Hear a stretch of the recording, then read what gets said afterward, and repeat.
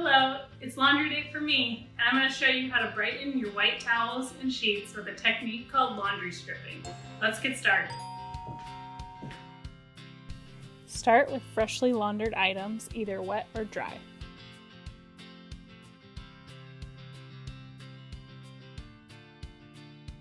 Once your clothes are clean, fill your bathtub with enough hot water to completely submerge the items.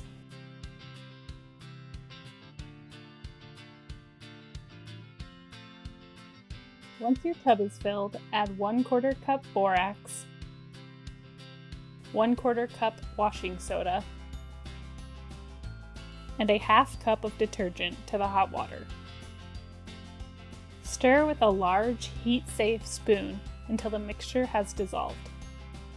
Next, place your laundry into the tub. Let it soak for about 4 hours, stirring occasionally, until the water has cooled.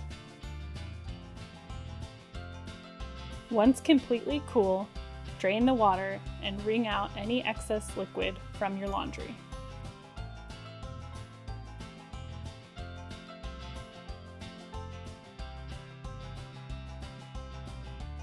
Finally, throw your clothes into the washing machine for a final rinse using a water-only cycle.